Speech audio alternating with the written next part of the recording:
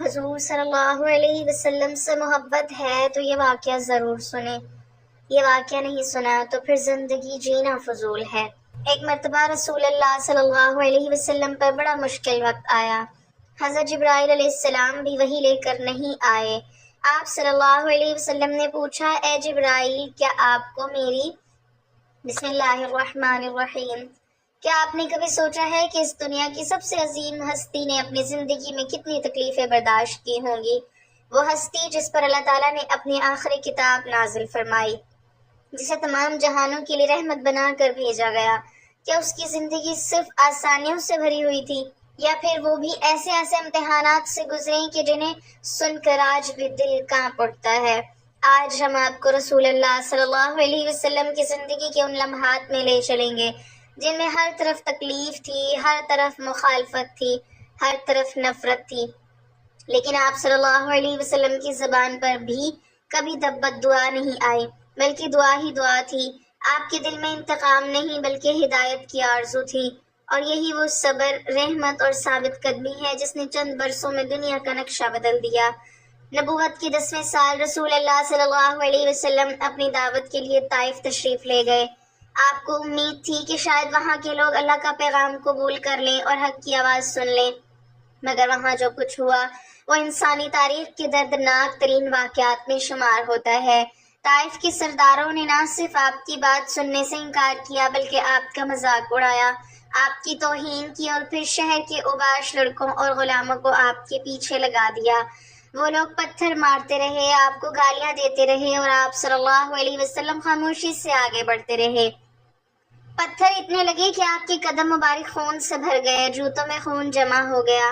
حضرت زید بن حارثہ رضی اللہ تعالیٰ عنہ بار بار اپنے جسم سے آپ کو بچانے کی کوشش کرتے رہے اور خود بھی زخمی ہوتے رہے، لیکن ہجوم رکا نہیں۔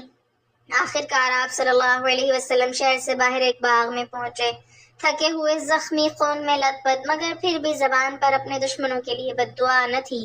اسی موقع پر آپ نے اللہ تعالیٰ کی حضور وہ دعا کی جو صبر، عاجزی اور بندگی کا عظیم نمونہ ہے۔ آپ نے اپنی کمزوری، بے بسی اور تنہائی کا شکوہ صرف اپنے رب سے کیا، لوگوں سے نہیں۔ پھر اللہ تعالیٰ نے حضرت جبرائیل علیہ السلام کو بھیجا، ان کے ساتھ پہاڑوں کا فرشتہ بھی حاضر ہوا۔ اس نے عرض کیا کہ اگر آپ حکم دیں تو میں ان دونوں پہاڑوں کو ملا کر طائف والوں کو ان کے ظلم سمیت ختم کر دوں۔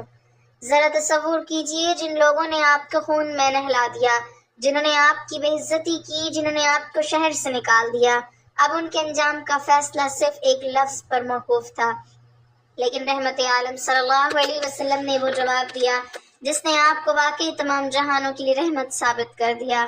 آپ نے فرمایا، نہیں، میں امید رکھتا ہوں کہ اللہ ان کی نسلوں میں ایسے لوگ پیدا کرے گا جو صرف ایک اللہ کی عبادت کریں گے اور اس کے ساتھ کسی کو شریک نہ ٹھہرائیں گے۔ یہی وہ عظمت تھی جس نے دشمنوں کو بھی حیران کر دیا۔ جہاں دنیا بدلہ لیتی ہے وہاں محمد صلی اللہ علیہ وسلم نے دعا دی، جہاں لوگ نفرت کا جواب نفرت سے دیتے ہیں وہاں آپ نے محبت اور خیرخواہی کا راستہ اختیار کیا۔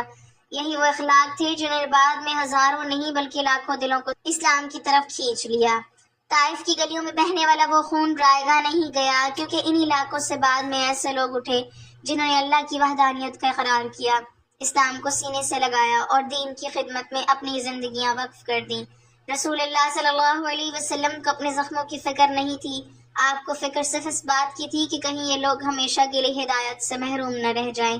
یہی وہ سوچ تھی جس نے آپ کو تمام انسانیت کا سب سے بڑا محسن بنا دیا، اور یہی وہ سبق ہے جس کی آج بھی ہر مسلمان کو سب سے زیادہ ضرورت ہے۔ طائف سے واپسی کے بعد بھی رسول اللہ صلی اللہ علیہ وسلم کی آزمائشیں ختم نہیں ہوئیں، بلکہ ایک کے بعد ایک ایسے حالات پیش آتے رہے کہ اگر کوئی عام انسان ہوتا تو شاید ہمت ہار جاتا، لیکن اللہ کے محبوب صلی اللہ علیہ وسلم کا بھروسہ اپنے رب پر پہلے سے بھی زیادہ مضبوط ہوتا گیا۔ اس سے پہلے مکہ کے مشرکین نے بنو ہاشم اور بنو مطلب کا مکمل سماجی اور معاشی بائیکاٹ کر دیا تھا۔ ایک معاہدہ لکھ کر کعبہ کے اندر لٹکایا دیا گیا کہ نہ کوئی ان سے خرید و فروخت کرے گا، نہ ان سے رشتہ داری کرے گا، نہ ان سے میل جول رکھے گا۔ یوں رسول اللہ صلی اللہ علیہ وسلم آپ کے اہل خانہ اور آپ کے ساتھی شعیب ابی طالب میں محصور ہو گئے۔ یہ آزمائش چند دن یا چند مہینوں کی نہیں بلکہ تقریباً 3 سال تک جاری رہی۔ کھانے پینے کی چیزیں ختم ہونے لگی، کئی کئی دن چولہا نہ جلتا، بھوک کی شدت ایسی ہوتی کہ بچوں کے رونے کی آوازیں رات کو سناٹے میں دور تک سنائی دیتی۔ بعض اوقات درختوں کے پتے اور خشک چیزیں کھا کر گزارا کیا جاتا، مگر ان تمام تکلیفوں کے باوجود رسول اللہ صلی اللہ علیہ وسلم نے دعوت اسلام کو نہیں چھوڑا۔ جب بھی موقع ملتا لوگوں کو اللہ کی طرف بلاتے، انہیں توحید کا پیغام دیتے اور صبر کی تلقین فرماتے۔ پھر اللہ تعالیٰ نے اپنی قدرت کا ایک عظیم نشان دکھایا۔ دیمک نے مشرکین کے اس ظالمانہ معاہدہ کو کھا لیا اور اس میں صرف اللہ تعالیٰ کا نام باقی رہ گیا۔ جب یہ حقیقت سامنے آئی تو بائیکاٹ ختم ہو گیا، لیکن آزمائشوں کا سلسلہ ابھی باقی تھا۔ اسی کے کچھ عرصے بعد رسول اللہ صلی اللہ علیہ وسلم کی زندگی کے دو عظیم سہارے ایک ہی سال میں رخصت ہو گئے۔ پہلے آپ کے چچا حضرت ابو طالب، جنہوں نے ہر مشکل میں آپ کا ساتھ دیا، پھر آپ کی وفادار زوجہ حضرت خدیجہ رضی اللہ تعالی عنہا، جنہوں نے ہر دکھ میں آپ کو تسلی دی، اپنا مال اللہ کے دین پر قربان کیا اور ہر لمحہ آپ کے ساتھ کھڑی رہیں۔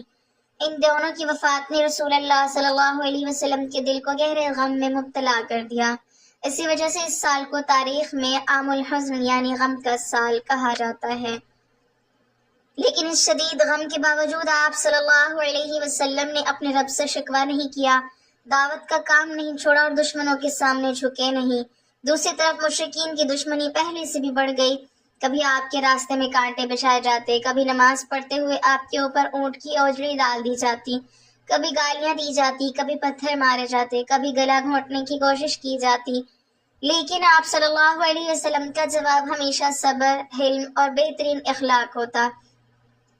آپ جانتے تھے کہ آپ کا مقصد صرف اپنی ذات کی حفاظت نہیں بلکہ اللہ کا دین لوگوں تک پہنچانا ہے، اسی لیے آپ ہر نئی تکلیف کو اللہ کی رضا کے لیے برداشت کرتے رہے۔ آپ نے اپنے صحابہ کرام رضی اللہ عنہم کو بھی یہی سبق دیا کہ ایمان کی راہ آزمائشوں سے خالی نہیں ہوتی۔ جو شخص اللہ کی رضا چاہتا ہے اسے صبر، استقامت اور یقین کے ساتھ ہر مشکل کا سامنا کرنا پڑتا ہے۔ یہی وہ کردار تھا جس نے چند کمزور اور بے سر و سامان مسلمانوں کو دنیا کی عظیم ترین امت بنا دیا۔ رسول اللہ صلی اللہ علیہ وسلم نے کبھی نفرت کا جواب نفرت سے نہیں دیا، بلکہ ہلکے تکلیف کو اپنے رب کے سپرد کر دیا۔ یہی وجہ ہے کہ آج 1400 سال گزرنے کے بعد بھی دنیا آپ کو رحم، صبر، عفو اور اخلاق کا سب سے روشن نمونہ مانتی ہے، اور ہر آزمائش میں آپ کی سیرت اہل ایمان کے لیے امید کا سب سے بڑا چراغ بن جاتی ہے۔ وقت گزرتا گیا مگر رسول اللہ صلی اللہ علیہ وسلم کی آزمائشیں ختم نہ ہوئیں۔ مدینہ منورہ ہجرت کے بعد بھی کفار کی دشمنی پہلے سے کہیں زیادہ شدت اختیار کر گئی۔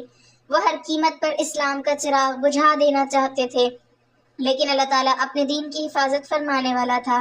پھر وہ دن آیا جب غزوہ احد پیش آیا۔ ابتدا میں مسلمانوں کو برتری حاصل ہوئی، مگر جب باز تیر اندازی اپنی مقررہ جگہ چھوڑ بیٹھے تو جنگ کا نقشہ بدل گیا۔ دشمن نے چاروں طرف سے حملہ کر دیا۔ اس ہنگامے میں رسول اللہ صلی اللہ علیہ وسلم خود بھی زخمی ہو گئے۔ آپ کے چہرے مبارک پر زخم آئے، خود مبارک کے ہلکے رخسار مبارک میں دھس گئے۔ آپ کا دندان مبارک شہید ہو گیا اور خون مبارک آپ کے چہرے پر بہنے لگا۔ صحابہ کرام رضی اللہ عنہم یہ منظر دیکھ کر بے اختیار رو پڑے۔ انہیں اپنے زخموں کی نہیں بلکہ اپنے نبی صلی اللہ علیہ وسلم کے درد کی فکر تھی۔ اس وقت بعض صحابہ نے عرض کیا کہ یا رسول اللہ، ان مشرکوں کے لیے بد دعا فرما دیجئے۔ لیکن ذرا دیکھیے، جس نبی کو ابھی زخمی کیا گیا، جس کا خون بہایا گیا، جس کے جانثار ساتھی شہید ہو رہے تھے، اس نبی کے لبوں پر انتقام نہیں آیا۔ آپ صلی اللہ علیہ وسلم نے اللہ تعالیٰ سے اپنی قوم کی ہدایت کی دعا مانگی، کیونکہ آپ کی سب سے بڑی خواہش یہ تھی کہ لوگ جہنم سے بچ جائیں اور اپنے رب کو پہچان لیں۔ یہی وہ اخلاق تھے جنہوں نے دشمنوں کے دل بھی بدل دیے۔ جو لوگ کل تک تلواریں لے کر آپ کے سامنے کھڑے تھے، انہی میں سے بہت سے بعد میں اسلام قبول کر کے دین کے عظیم سپاہی بن گئے۔ رسول اللہ صلی اللہ علیہ وسلم نے کبھی اپنی ذات کے لیے انتقام نہیں لیا۔ اگر کسی نے آپ کی توہین کی، آپ کو زخمی کیا یا آپ کے خلاف سازش کی تو آپ نے معاملہ اللہ کے سپرد کر دیا۔ لیکن جب اللہ کی حدود پامال ہوتی تو آپ پوری قوت کے ساتھ حق کا ساتھ دیتے۔ یہی عدل تھا، یہی رحمت تھی، یہی نبوت کا حسن تھا۔ پھر وہ عظیم دن بھی آیا جب مکہ، جس نے آپ کو اپنا شہر چھوڑنے پر مجبور کر دیا، آپ کے سامنے بے بس کھڑا تھا۔ 10,000 جانثار صحابہ کے ساتھ رسول اللہ صلی اللہ علیہ وسلم فاتحانہ شان سے مکہ میں داخل ہوئے۔ آج اگر آپ چاہتے تو برسوں کے ظلم کا بدلہ لے سکتے تھے، جن لوگوں نے آپ کو ستایا، آپ کے ساتھیوں کو شہید کیا، آپ کو وطن چھوڑنے پر مجبور کیا، ان سب سے حساب لے سکتے تھے، لیکن رحمت عالم صلی اللہ علیہ وسلم نے تاریخ کا وہ فیصلہ سنایا جس کی مثال دنیا میں نہیں ملتی۔ آپ نے فرمایا کہ آج تم پر کوئی گرفت نہیں، جاؤ تم سب آزاد ہو۔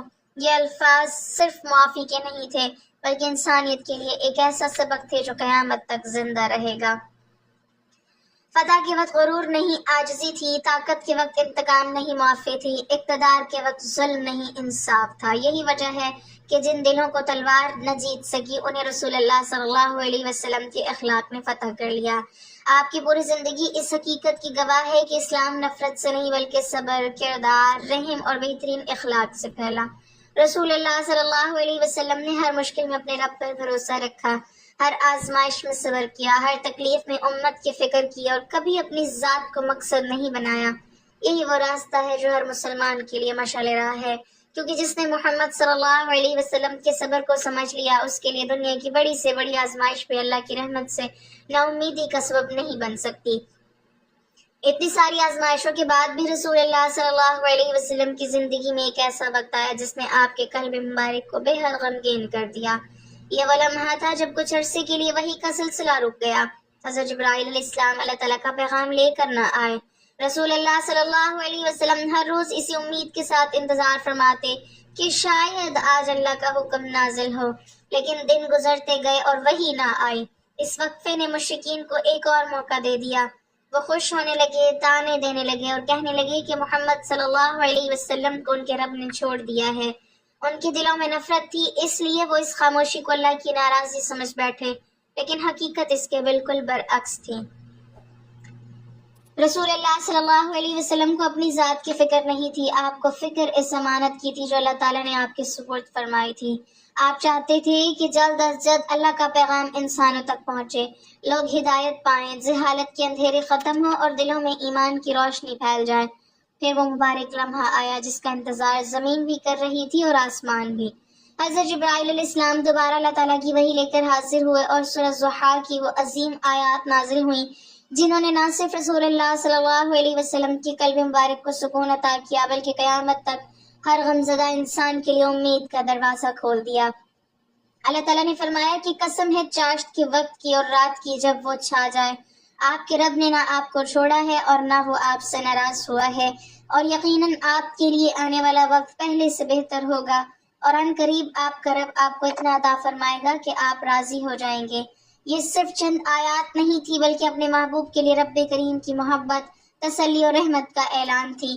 گویا اللہ تعالیٰ پوری امت کو یہ سبق دے رہا تھا کہ آزمائش کا ہر لمحہ اللہ کی ناراضی کی دلیل نہیں ہوتا، کبھی تاخیر میں بھی حکمت ہوتی ہے، کبھی خاموشی میں بھی رحمت ہوتی ہے، اور کبھی انتظار کے بعد ملنے والی خوشخبری انسان کی تمام سابقہ تکلیفوں کو بھلا دیتی ہے۔